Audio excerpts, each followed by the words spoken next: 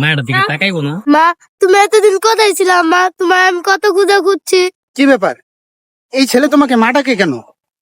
ওকে আসলেই তোমার ছেলে? আরে তুমি কি বলতেছো? এই বাচ্চাটাকে তো আমি চিনি না, এই প্রথমবার আমি ওকে দেখলাম। তুমি ওরে চিনো না মানে? তুমি ওরে না চিনো তোমাকে মাটাকে কেন? নিশ্চয়ই তুমি এর আগে আরেকটা বিয়ে করছো। আর আমার মনে হইতাছে তুমি আমার কাছে সত্যিটা লুকায় রাখছো। আমি তোমার মতো বেইমানের সাথে আর সংসার করবো না। আমি বাসায় গিয়ে বিচার ডাকবো। আরে আসলে তুমি আমাকে ভুল বুঝতেছো। আর আমি ওর মা হতে যাবো কেন? হয়তোবা তার মা আমার মতো দেখতে, তার জন্য সে ভুলবশত আমাকে জড়াই ধরছে। দেখো, আমি তোমার কোনো কথাই বিশ্বাস করি না। আমি যেহেতু ঠিক মতো খোঁজ নেই, তাহলে ওর বাবাকে আমি খুঁজে পাবো। এই গেলে তোর বাড়ি কোনটা? চলো। এই যে বাচ্চা। ভাই, বাড়িতে কেউ আছেন? জি ভাই। এ বাচ্চার বাবা কি আপনি? না না ভাইয়া, আমি ওর বাপ না। ও আমার ভাতিজা লাগে, আমার ভাইয়ের ছেলে। ও কি কোনো ভুল করেছে ভাইয়া? ও, আপনি তাহলে ওর কাকা হন? তাহলে আপনার সাথে কোনো কথা নাই, ওর বাবাকে ডাক দেন। ভাই সাহেব, ওর বাবাকে কিভাবে ডাকবো?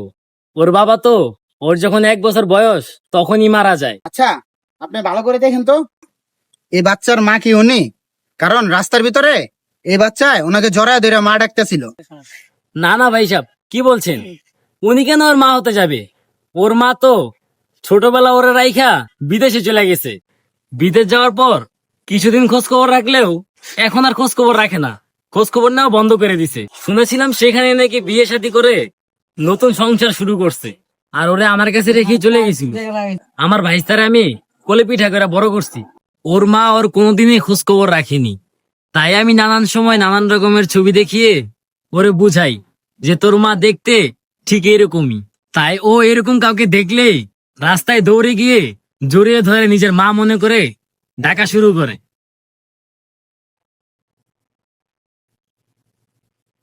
আচ্ছা, ওর তো বাবা মা কেউই নাই। আমরা তো চাইলেই ওর বাবা মায়ের মতো দায়িত্ব পালন করতে পারি। আর আমি এই বাচ্চাটার দায়িত্ব নিতে চাই, ওর পড়াশোনা থেকে শুরু করে মানুষের মতো মানুষ করতে সাহায্য করবো। আর আপনি যদি রাজি থাকেন, তাহলে ওর বাবা মার দায়িত্ব আমরা দুজন নিতে চাই। আর ওর বাবা মার অভাব আমরা কখনোই বুঝতে দেব না।